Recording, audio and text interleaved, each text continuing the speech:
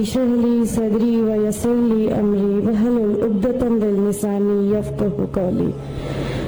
الحمدللہ. میں راحلہ سلیم ڈاکٹر محمد سلیم کی وائف ہوں. الحمدللہ. ہم لوگ بھوپال سے بلانگ کرتے ہیں. میرے ہسبینڈ نے پہلے اسلام قبول کیا. ایک جین فیملی سے بلانگ کرتے ہیں. میں اگروال فیملی سے تھی. میرا پرانا نام مانسی اگروال تھا. اور میرے ہسبینڈ نے جب اسلام قبول کیا تو میرے لیے میری لائف کا بہت ایک شاکنگ انسیڈنٹ تھا. میں نے فرسٹ ٹائم کسی کو پہلی بار دیکھے، میں نے کسی کو نماز پڑھتے ہوئے دیکھا. میں نے اچانک یہ اکثر کر کے ایک پرٹیکولر ٹائم ہوتا تھا اور یہ گھر سے کہیں چلے جاتے تھے اور میں ان سے پوچھتی تھی کہ آپ کہاں جاتے ہیں، تو یہ رپلائی کرتے تھے this is none of your business, you have to do your job. تو میں بھی خاموش ہو جاتی تھی. باقی میرے فادر ان لا سے اکثر ان کی ڈیبیٹ اور سب کچھ ہوا کرتا تھا، بٹ مجھے نہیں سمجھ میں آتا تھا کہ یہ ڈیبیٹ کیا ہے، یہ لوگ کس بات پہ اتنا زیادہ مطلب ان کا ڈیبیٹ اتنا ایگریسو موومنٹس پہ کیسے آ جاتا ہے.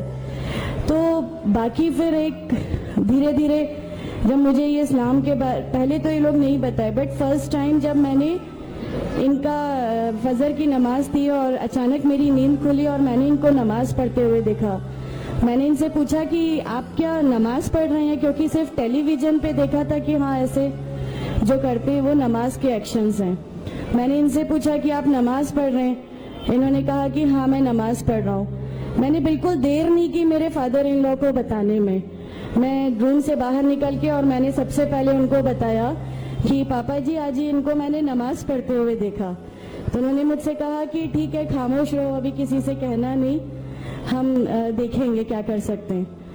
اب وہ جو میری لائف کا مومنٹ تھا وہاں سے میرے کو ایسا لگا کہ یہ کیا ہوا، مطلب یہ کیا کر رہے ہیں، ایسا کیوں کر رہے ہیں، یہ کہیں یہ کسی ایسے ویکتی سے تو نہیں مل گئے جو ان کو ٹیررزم کی طرف لے جا رہا ہے اور یہ ایسی چیزوں میں تو نہیں انوالو ہو جائیں گے.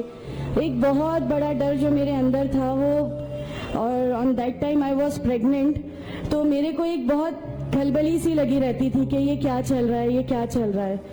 پھر دھیرے دھیرے کر کے جب میں ان کی بکس وغیرہ جو المیرا میں رکھی رہتی تھیں وہ میں پڑھنے لگی اور ڈھونڈنے لگی. یہ چھپا کے رکھا کرتے تھے اور مجھے جب بھی کوئی بک ملتی تھی تو پھر میں اس کو پڑھنے لگی.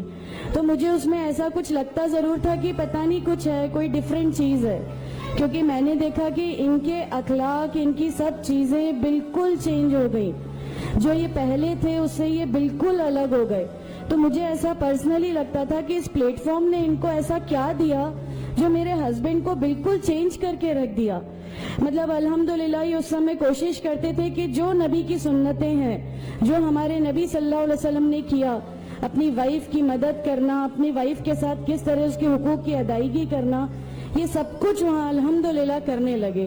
اور مجھے جو ان کا یہ ڈراسٹیکل چینج تھا، جو ان کو اس پلیٹ فارم پہ آئے ہوئے 6 months یا 1 year ہوا ہوگا، وہ دیکھ کے میرے لیے ایک بہت بڑا میننگ، ایک سرپرائز تھا کہ یہ کیا ہوا. پھر اس کے بعد مجھے لگا کہ نہیں، میں بھی اب اس کو جانتی ہوں، میں بھی اب پڑھوں گی. اور پھر میں اپنے فادر ان لا اور ان کی ڈیبیٹ سننے لگی. تو جینزم میں گاڈ کانسیپٹ ہے ہی نہیں.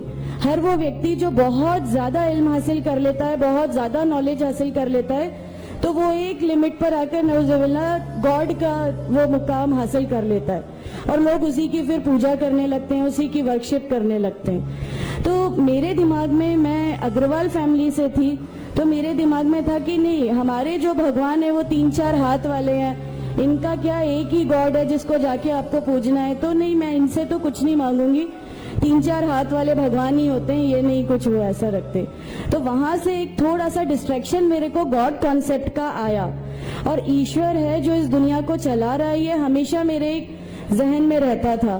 تو مجھے میرے فادر ان لا کہیں نہ کہیں اس پلیٹ فارم پہ آ کے غلط لگنے لگے کہ نہیں، یہ جو کہہ رہے ہیں وہ صحیح ہے اور ان کی جو ڈیبیٹ ہے اس کا اینڈ جو ہے وہ یہ صحیح ہے. پھر دھیرے دھیرے کر کے مجھے ان کی چیزوں پہ یقین آنے لگا الحمدللہ. پھر ہمارے ایک فیملی فرینڈ ہیں، ان کے یہاں یہ مجھے لے گئے. وہاں پر کسی نے مجھ سے کہا کہ میں بہت بزرگ ہو چکا ہوں، کلیم صدیقی شاید ہیں، کلیم صدیقی صاحب ہیں، مجھے ان کا نام دھیان نہیں ہے اچھے سے. بٹ انہوں نے مجھ سے کہا بیٹا میں بہت بزرگ ہو چکا ہوں, میں چاہتا ہوں تم کلمہ پڑھ لو, میری زندگی رہے نہ رہے, میں آپ سے ملوں نہ ملوں, تو آپ کلمہ پڑھ لو. تو الحمدللہ میں نے کلمہ پڑھ لیا.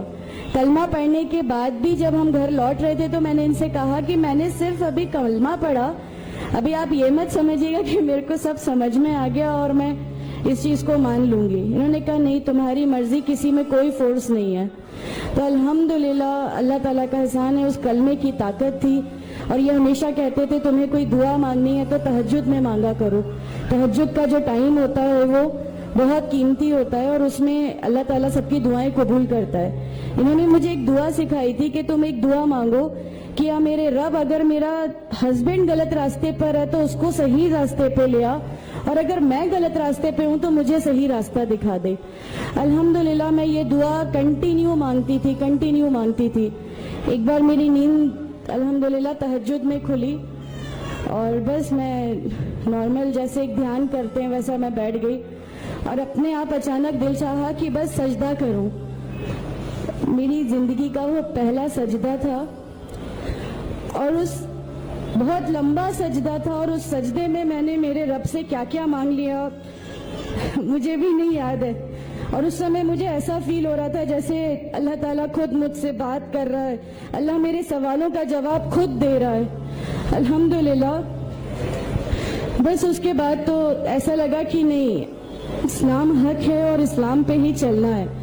اس کے بعد پھر بہت ساری پریشانیاں لائف میں آئیں, سب کچھ آیا, بٹ الحمدللہ اللہ کا احسان ہے کہ اللہ تعالیٰ نے ہر پریشانی, ہر چیز کو ایسے لے لیا کہ ہم لوگوں کو کبھی احساس ہی نہیں ہونے دیا کہ یہ کوئی پریشانی تھی.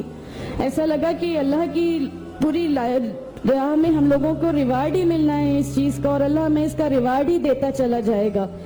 الحمدللہ بس اس سمے سے شروعات ہوئی تھی دین اسلام کی. الحمدللہ آگے چل کے پریشانیاں, تکلیفیں ہر ریورٹ کی زندگی میں آتی ہیں, لیکن میں ہر ریورٹ بہن سے یہ کہنا چاہتی ہوں کہ اللہ کی خاطر آپ لوگ اس دین میں آئے ہیں, کسی اور چیز کے لیے نہیں آئے.